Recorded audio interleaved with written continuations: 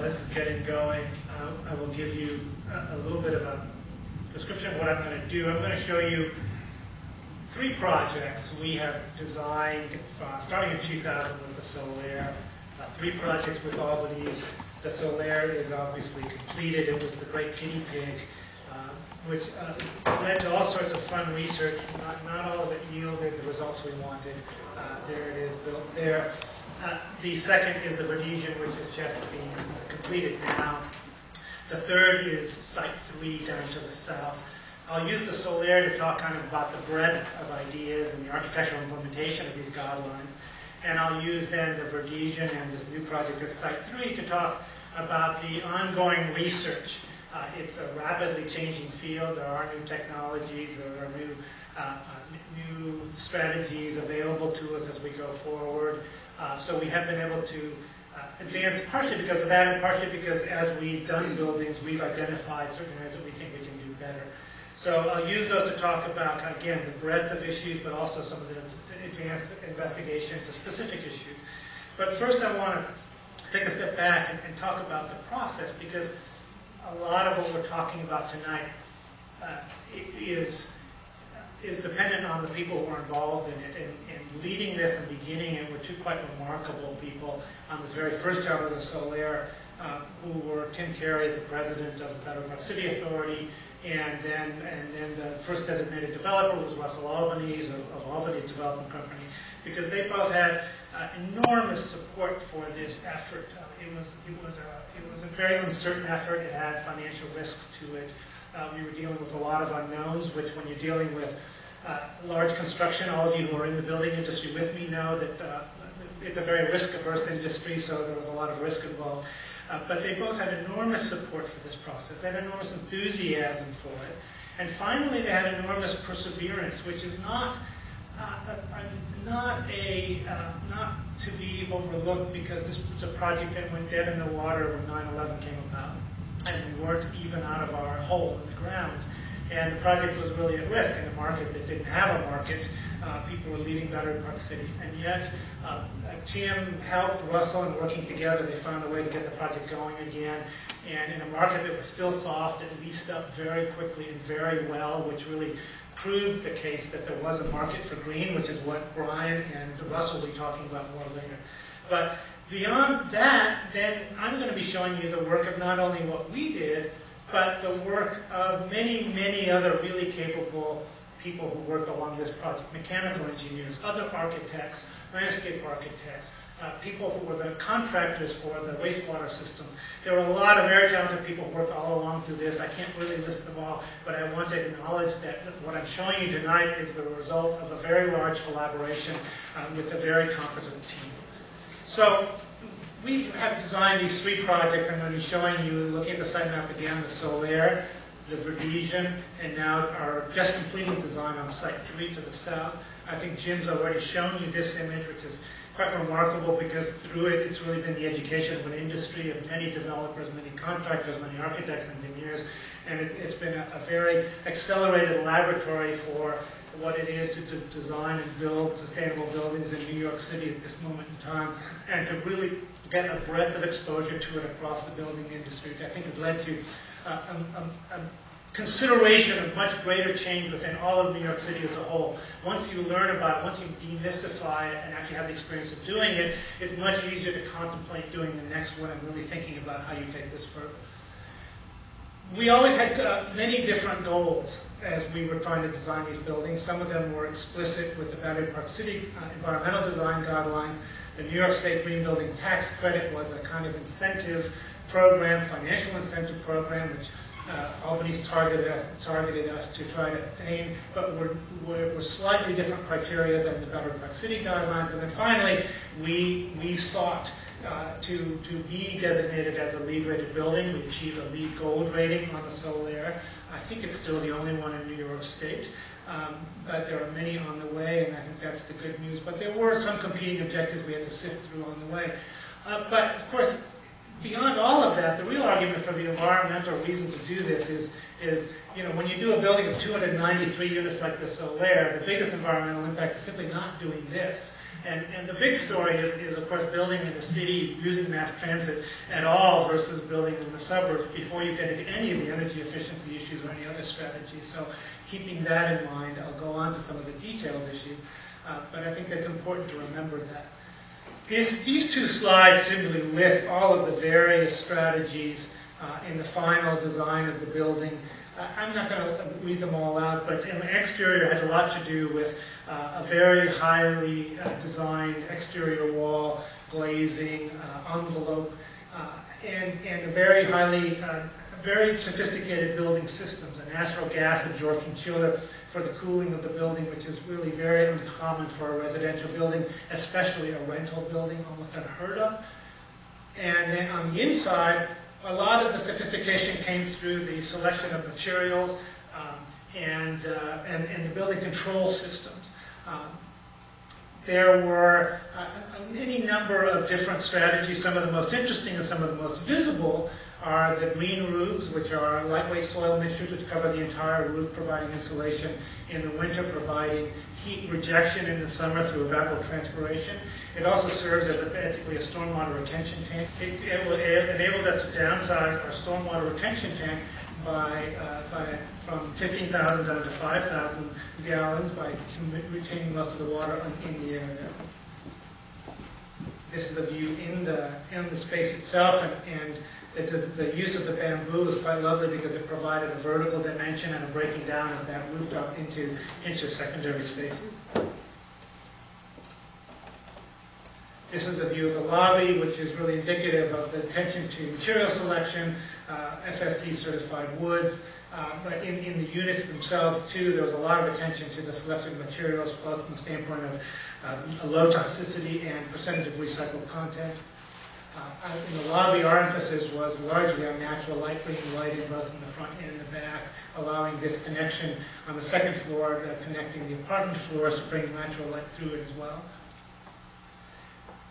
Sophisticated water treatment plant, which treats up to 25,000 gallons a day, bringing all of the wastewater from the apartments down into a water treatment plant.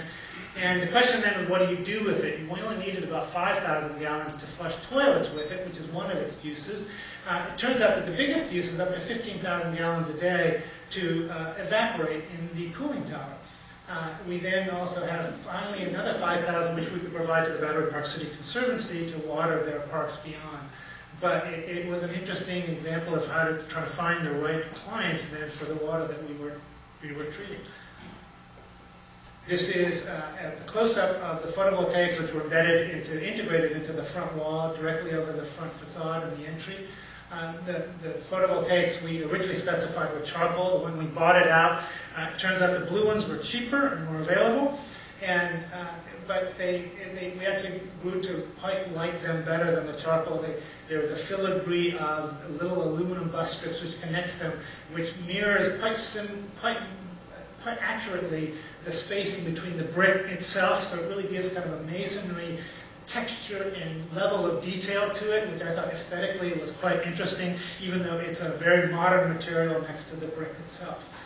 But we generate 5% of the building electrical load through the use of the photovoltaics. Half of it is in the front facade and half of it is on the roof bulkhead. This is a chart we prepared to demonstrate the use of the selection of materials within a 500-mile radius. Over 60%, I think on a dollar basis it is, of the materials came within a 500-mile radius. As we looked into it, it gets quite interesting, though, because you get into the issue of embodied energy, which is what this is largely a stand-in for, in trying to keep materials locally supplied. And there are some complexities in then trying to outweigh the relative merits of brick from a kiln in Ohio, which would be brought in via diesel trucks, versus brick from a kiln out further west, which is brought in by rail bed, which is 1/10 of the BTU per ton per mile than the brick that you would be bringing in from Ohio. So clearly there are life cycle assessment tools which would allow us to make better determinations in the end. We selected a very efficient kiln and a brick that was within the 500-mile radius, but you realize that as you start getting into these things, it's always a bit more complicated than you'd like them to be. And you can only go so far with a research project and still get a building done on time. This is an interesting chart about energy use in this building, and it's significant because it demonstrates something that's very different from an office building. This green portion of the pie is heating. Now, in an office building, the heating would be something like that sliver there, because you really need to heat office buildings. You're really ejecting heat from office buildings almost perpetually. So it's much more a challenge of the cooling systems and the movement of air within an office building. In a residential building, the heating is a much bigger issue. Therefore, the insulation of the exterior wall is a much bigger issue. And you're really trying to balance the sort of heat load issues from the solar gain with trying to keep all the heat in a well-insulated wall. But it is a fundamentally different problem from an office building for those of you who've been attending these other lectures and looking at offices. And as our background had been more looking at office buildings prior to this building, this was an interesting kind of initial observation by Stephen Winter Associates, who did our energy analysis about how we needed to approach the design of this building. So a lot of careful attention was paid to the exterior wall. And we did it through a variety of different means. And we ended up really optimizing a traditional construction wall.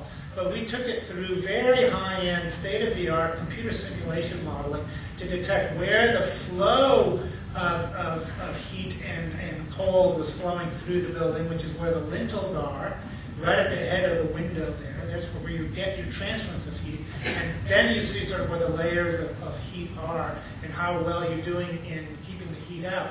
A lot of the problem has to do with air infiltration, which is not easy to simulate using these tools. So Albany's actually directed that a mock-up of a real brick and block traditionally built wall be done in a wind tunnel laboratory in Pennsylvania. So we used that also to detect where the air was flowing through.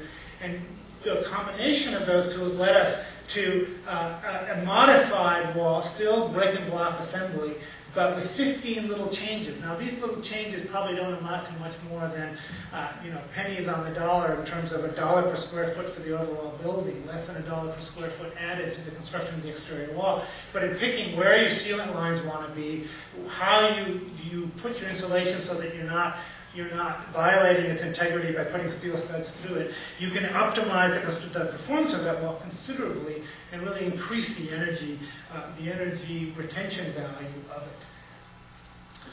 Aesthetically, I have to say, because obviously this is always a concern of balancing these issues, the technical and the aesthetic, we were interested in the expression of a brick wall in something different than what the traditional brick wall is, which is thought of as a big solid box into which you puncture holes. And so you think of it as a perforated solid building. And we think of it alternatively as a very lightweight assembly, which is really built in layers. It's much more the model of layering that we're all accustomed to when you go out in the wintertime and want to go skiing. So it's a woven facade of materials on top of a very lightweight but very efficient glazed skin. And then we worked hard at sort of aesthetically trying to express the weaving of different materials so that they were evident in the final design of the building. And that's the building from the water. Nice sunset view. Again, the photovoltaic array is here and up at the bulkhead there. Now we are going on to the design of the Verdesian, and I won't go into nearly as much depth about it. This has just had some move-ins a couple of weeks ago. It's not entirely complete. I'll show you a couple of construction photographs. The Verdesian is a building which we're seeking to obtain LEED and gold rating on. One of the most interesting things there was once you get into a centralized air distribution system, one of the biggest energy issues then becomes the exhaust, because you have apartments, many of which are empty through most of the day, which are still bringing in fresh air, filtering it, humidifying it, dehumidifying it, heating it or cooling it, and then bringing it to the apartments, and then it goes right back out through the exhaust. And we started looking at the exhaust rate. The exhaust rates were really set to early century, sort of early 20th century design standard, health standards in tenement flats, trying to suck air through leaky windows so that you get air distribution deep into a building. And the exhaust rates really have nothing to do with health standards for air supply. So we started to back it up and look at health supply standards, and were obtained approvals by the New York Department of Buildings to do a pilot program. We're actually doing a lower continuous exhaust rate here so that we can balance the supply rate really above what you would above the good health standards, but bring it down from what it had been prior, so that we're not wasting a lot of energy bringing it in and through. In addition to that, we have microturbines there, which are tuned to the domestic hot water supply, so that the waste heat from the microturbine that's not generating power generates the hot water. We are doing heat recovery on this building, so that we're recapturing more of our waste heat in the exhaust system. This was sort of a detail of the wall. We've integrated now zinc with the brick in the exterior wall. Zinc is an interesting, very low embodied energy material, very durable. We have, although differently, expressed some of the same interests in weaving the materials of the facade together. And an interesting little project, which really wasn't ours, but through the Battery Park City Authority, they commissioned a park to be designed directly to the south of us. And this park, which is being designed by Michael van Valkenburg, the landscape architect, was going to have a hard time getting any sun, because to the south, and the east, and west, it's surrounded by a building. So they came to Russell and asked him if they could place mirrors on the roof of the building called heliostats, which are computer controlled, so that they would track the sun and redirect it back into the park. And Russell agreed, and we had some fun just learning about heliostats and trying to incorporate them into our building. Which there are 3 of them which sit on the top of the building. Carpenter Norris did all the daylighting studies, and they're going to be doing actually some tests sometime soon of these elements, so that they could be trained on it to a fixed location, or actually they could be moving around within the park. But it's within an urban environment that it's quite interesting to as a tool to think about redirecting sunlight and bringing light into a park. So this was not directly our project, but I think it was an interesting one for you all to see, because I think it relates to the issues we're talking about. This is a view from the rear of the now nearly completed building of the Verdesian, which fronts onto a beautiful park that's been built between the Solaire and the Verdesian. We're using our same wastewater treatment plant that's in the Solaire to supply treated water to the Verdesian. Our photovoltaics are again, at the bulkhead primarily. We didn't have a good exposure to the west in this case to put them on, or to the south, so they're primarily on the bulkhead there. And now we're just about to complete the design on Site 3. Which this is an early study model of. This is it's called Site 1 here, Site 2 here, which is just going into construction now, and our project will be taking place there. It employs almost all of the things you've seen to date from the Solaire and from the Verdesian, the second project. We're taking further the idea of exhaust rates and trying to be energy efficient while still providing good exhaust air supply, fresh air supply to the rooms. Now we've got really an on-demand ventilation system where within the kitchen we've got a switch to turn on the kitchen hood, but the constant rate of air supply to the kitchen otherwise is considerably lower. So the constant rate of air supply is a very energy efficient while still healthy rate, but we can kick it way up when there's cooking and when they need it for high exhaust rates. But that's so that we can, combine with an idea of a master switch at the front entrance, really make these buildings be more occupant sensitive, so that they're not great users of energy when they're not being used. And I think that's one of the great challenges in a residential building. We are further looking within we are building a space for Battery Park City's Parks Conservancy. We are supplying from the cooling of that through 2 geothermal wells. We are still using microturbines. We are using more efficient photovoltaic is a newer technology now. It allows to get nearly 15 watts per square foot as opposed to the 8 to 10 we were getting on the first 2 buildings. We're targeting a LEED platinum rating on this building, although we still have a road ahead of us. But one of the biggest differences, which affects dramatically the overall performance of the wall, and has allowed us to do a glacier building, is that it is a curtain wall building. And the curtain wall allows, versus a window wall building, which is something that's much more custom built to the job than a window wall. It's something you really get off the shelf. It allows us to do a much better thermally broken aluminum frame, which is where you lose a lot of your heat through. Combining that with actually more efficient glass with a very lower shading coefficient, we're able to actually exceed the energy goals of the first 2 buildings and still do a higher percentage of glazing on the facade. And this is no longer a brick building. This is actually going to be a terracotta tile building. But with a very, very high performance wall, which will also benefit in terms of the moisture and mold control issues that happen behind the cavity typically in a brick wall. And that's an image of where the conservancy space sits within the overall project, which has many of the environmental features of its own, including a very efficient lighting system. And that gives you the overview. Beyond that, I'd be happy to answer any questions later. And with that, I'm going to turn it over to Russell Albanese, our client and the developer.